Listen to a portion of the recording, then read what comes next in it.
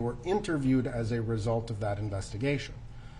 Just to, their body cameras were reviewed, their interactions with civilians were reviewed, but by and large, all of these people, all of these Minneapolis police officers were asked specifically about their training and about their understand whether they had seen the footage, whether they had seen the body camera footage. And some officers, refused to answer that, or basically said they didn't remember those types of things.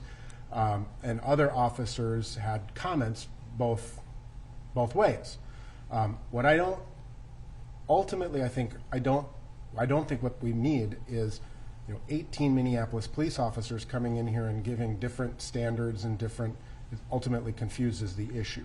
That's what this motion is designed to prevent, is the guy who hung up the crime scene tape asking him not necessarily what his training and experience is, but the ultimate question of what would you have done differently, which I think is reaching a conclusion that others is best left for others. Other than its experts and training officers, does the state intend to try and offer those opinions of the various street officers? No, Your Honor. The state doesn't dispute that a police witness can't simply testify that he or she would have handled Floyd's arrest differently without laying the proper foundation for that testimony. And what I mean by proper foundation is explaining what MPD policy and training requires and how the arrest should have been handled pursuant to MPD policy and training. And it sounds like Mr. Nelson and I and the state are on the same page on that. Yeah, because just because someone has received training and then in hindsight wants to give their opinion, that's not appropriate. You have experts on the training. And for example, a training officer can talk about it because they have the expertise. But hindsight observations of, I just put up the crime tape, but let me tell you what I would think about, that's not going to be allowed. So to that extent, the defense motion is granted. This does not limit expert witnesses to talk about whether the use of force by Mr. Chauvin or other officers in the scene on Mr. Floyd was reasonable or not. So experts, and even the training officers, I think, qualify as experts as to whether or not that was an appropriate use of force according to how they train. That would be allowed. All right. Thank you. Then, Your Honor, with respect to number 21, the defense is seeking an order precluding a witness named Genevieve Hansen, who is a Minneapolis firefighter who was present at the scene, from offering speculative testimony that her intervention would have saved his life or could have saved his life. Ultimately, Your Honor, while we certainly understand that Ms. Hansen has certain qualifications, she's a Minneapolis firefighter, she's certainly trained in things of CPR, she may have experience in various regards. However, in this particular incident, our position is that her testimony or her opining that had she been able to intervene would have saved her life is just simply too speculative. Certainly the cause of Mr. Floyd's death is of great controversy in this case, and while she may be certified to perform CPR, she is not a forensic pathologist, she is not a physician of any nature, and whether or not Mr. Floyd's death was preventable had she been able to intervene would simply be speculative. Does the state intend on offering that specific narrow opinion that Ms. Hansen could have saved Mr. Floyd? We don't intend to offer the opinion that Ms. Hansen could have saved Mr. Floyd. What we intend to offer is her belief at the time of the incident that if she intervened, she could have saved Mr. Floyd. And the reason why that's important is because the state intends to call Ms. Hansen to speak to what she saw on the scene through the lens of her own perception and to explain the comments she made to the officers and the actions that she took on the scene. And part of that opinion, as is true with any lay witness, is shaped by her own personal experience. And in Ms. Hansen's case, because she's a firefighter, she's handled many medical calls, including calls regarding individuals who are unconscious. And so when she got to the scene, she saw that Mr. Floyd was breathing, but his breathing was heavily labored. And so based on her own personal experiences, she immediately called for the officers to check Floyd's pulse, repeated that plea over and over, and soon asked them to begin chest compressions on Mr. Floyd. And so we're only offering her narrow belief that if she was able to intervene or if someone had intervened, they could have saved Mr. Floyd in order to explain her observations during the course of the incident. And that's classic Rule 701 testimony. It's based on her observations at the scene and her own personal experiences and personal knowledge. And it's helpful to the trier of fact to understand Ms. Hanson's testimony and to understand what Ms. Hanson was saying at the scene. I'm going to grant the defense motion to this extent. Ms. Hanson can describe what she saw. She can describe her training and experience. She can describe what she felt was indications that Mr. Floyd was in medical distress. She can indicate that she thought that at that time she thought medical intervention should have been started, because these are the things that she always does in the field, I assume, as a firefighter. She goes to the scene, she sees somebody is in medical distress and ultimately are in need of medical intervention. So she can testify to all that, and that explains her testimony.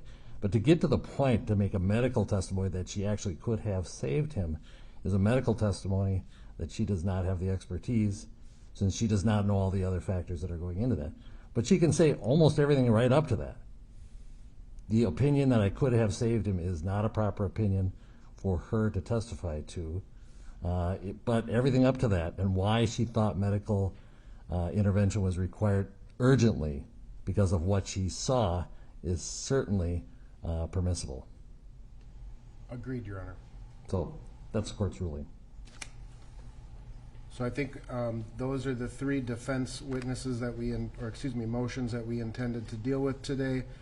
There is the state motion number 4 that we also wanted, and perhaps, and I apologize to counsel for the state for not bringing this to your attention, but with respect to number 5 of the defense motions, which was the criminal background checks of potential jurors, I may have inadvertently stipulated to that. However, meaning that was work product. The rule, however, clearly establishes under Minnesota Rule of Criminal Procedure 901 that reports on prospective jurors are discoverable to the defense. So I would just note that. Does the state have a response? I don't know who would like to respond to that. Anybody? Mr. Frank? Or? No, Your Honor, we'll take a look at that and let you All know. right, we'll return to that. But I'll be honest. When you stipulated to that yesterday, I was kind of puzzled because the rule specifically provides for it. So, I think it was just because we were skipping around and with different motions and. The rule does not require that the state do these checks, but if they have and they have the information, I think the rule provides, but I'll allow the state to revisit. All right, if I may. Sure, you don't have to, I'm not ruling at this point now, so if you want, you can wait. I think we may have been addressing this motion in the broader sense of other information or background information. Right. That which, if we had, would clearly be work product. I'll double check the rule, and if he's right, we'll let the court know. All right, I appreciate that. All right, we'll reserve that until later when the state confirms what their position is. Is there anything else for this morning? Number 4 of the state's motions, Your Honor. All right. All right, who would like to argue that? Mr. Blackwell.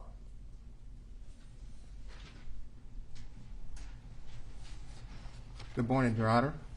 Again, it's Jerry Blackwell for the state.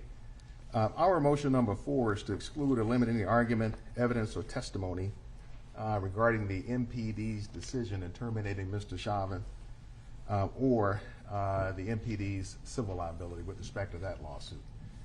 And the reason and the context for this concern, we could see in the motion to dismiss for lack of probable cause, and this is the concern about it. As the court is well aware, the Minneapolis Police Department terminated Mr. Chauvin's employment on May 26th.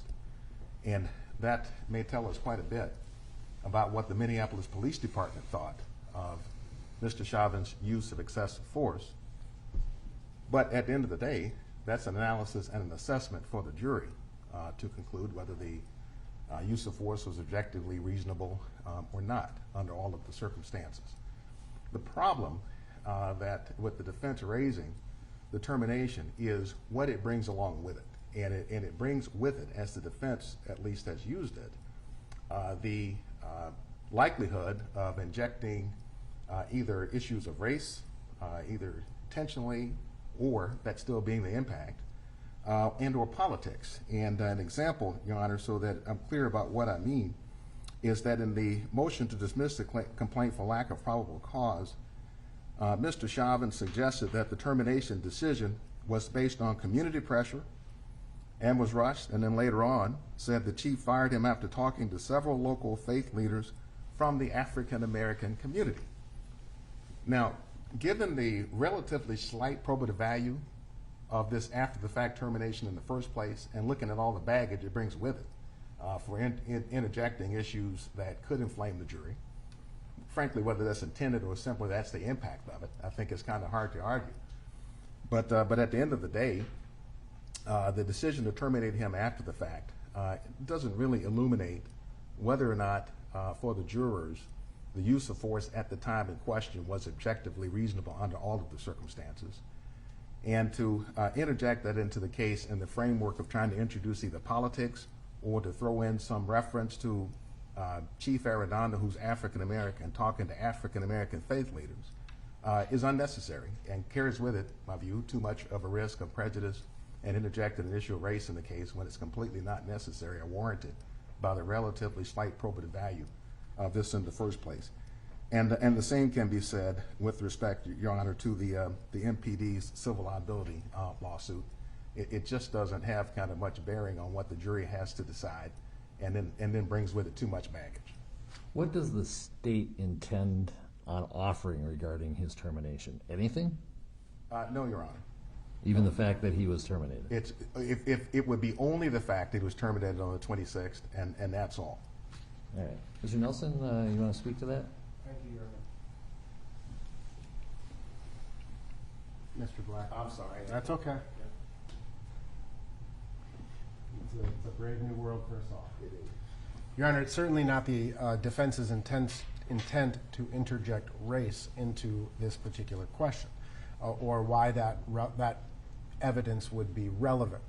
I think the court needs a little bit of background factually to this question, because I believe that this information would be relevant and admissible under Rule 616 of the Minnesota Rules of Evidence, the rule of bias. Bias is admissible. It is provable by extrinsic evidence.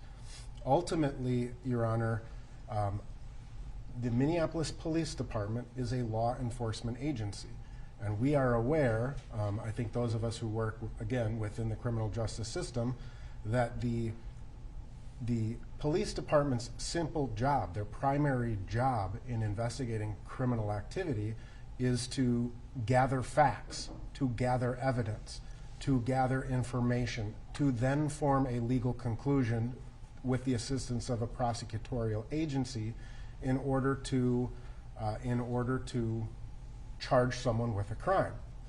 This becomes highly relevant to the issue of bias because, again, Chief Arredondo was interviewed by agents Ryerson and Peterson, I believe, the Minnesota Bureau of Criminal Apprehension, slightly or shortly after this incident. Chief Arredondo explained that what happened was he was made aware of the critical incident. He checked the milestone cameras, went about the normal critical incident policy, and then was made aware of the citizen-civilian Facebook video. He immediately recognized that this was going to have bad optics for the city of Minneapolis.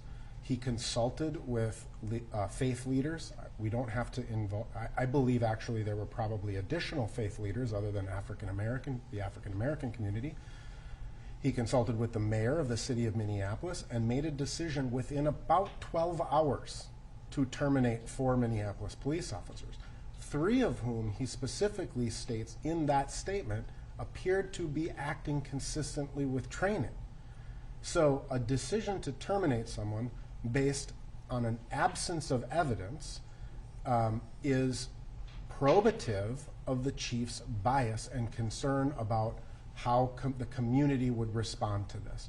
So terminating Mr. Chauvin and the other 3 officers involved is reflective of potential bias. Further, Your Honor, with respect to the civil lawsuit, certainly I think the court is aware, Mr. Floyd's family has filed a civil lawsuit. The city has made a Rule 68, a substantial Rule 68 offer, and the city acted in an effort to immediately, within hours, to attempt to limit its liability and distance themselves from this incident, whether it be for politics or whether it be simply to potentially mitigate financial exposure to the city. That is the very nature of bias. And if Chief Arredondo is going to be testifying, not necessarily every aspect of it, but certainly the underlying fact that he made this decision absent a full investigation or even a partial investigation. He made this decision based upon how he feared the community generally would react to this. That goes to bias, Your Honor. Do we anticipate, I'll throw this out to anyone, do we anticipate that Chief Arredondo is going to be a witness? All I can say, Your Honor, is that the state has met with him on at least 2 occasions in trial prep, so I would expect that he would be testifying. Mr. Blackwell.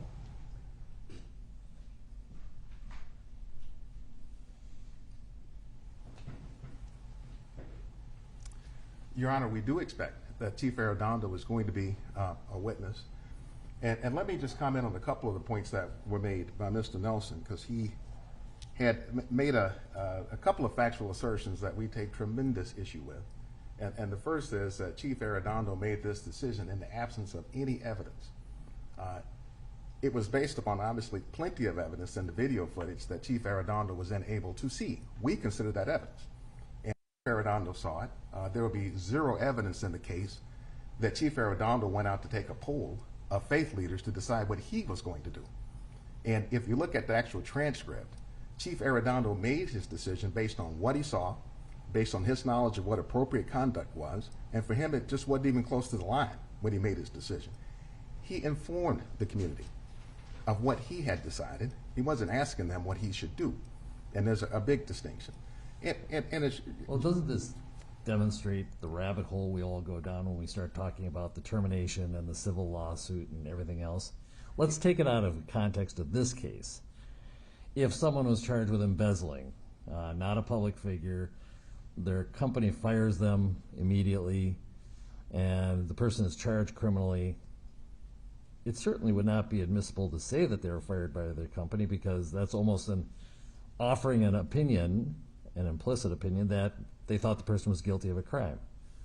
So aside from the fact that all this was very public, the fact even of termination here seems to be inappropriate, because it essentially is implying an opinion by Chief Arredondo and the city of Minneapolis. The fact that they made a substantial offer and a Rule 68 offer, all of that seems to indicate we're just going to be chasing down, well, how extensive was it before he terminated? So if the parties are agreeable that it can be brought out that he is terminated on this date, that makes sense. But I think I'm not even sure why this should come into evidence at all.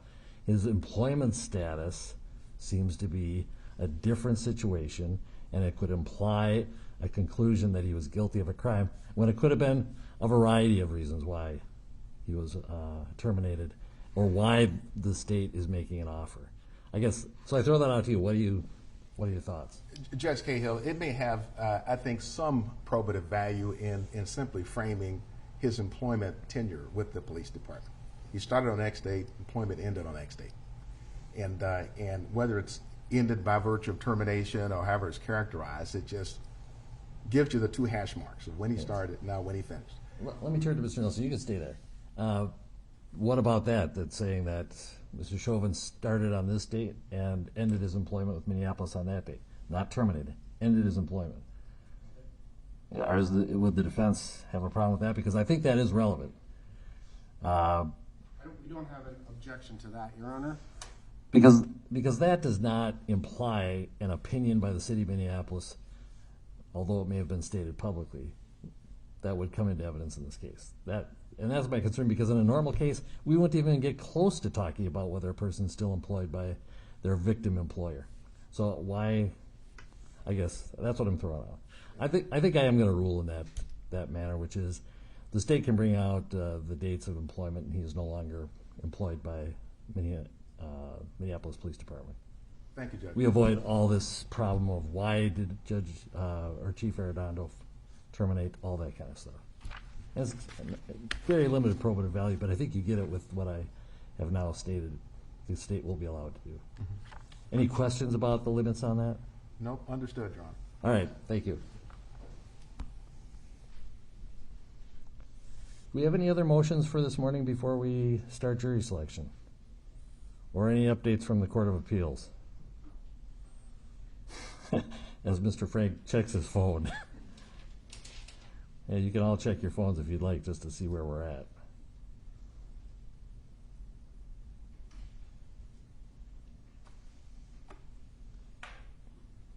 Nothing, Your Honor, sorry.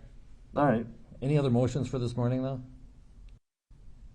No, we got through those a lot faster than I think we anticipated, Your Honor. Well, you all cut right to the chase and went right to the heart of the matter, which is appreciated by the court. All right, we're going to stand in recess then until our jurors are ready at 9 o'clock. Do we know how many we have? Do you want me to check and see if number one's here? We have to do the full advisory.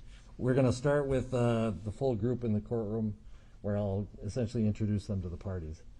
So, and I turn to counsel. Do you wish to have me just introduce you, or do you wish to introduce yourselves to the jury? Your Honor, on behalf of the state, I prefer to introduce myself. All right, let's do that. You can all introduce yourself. I'll turn it to you specifically to introduce yourselves to the jury. All right, anything else? Nothing, Your Honor. All right, we're in recess until 9 a.m.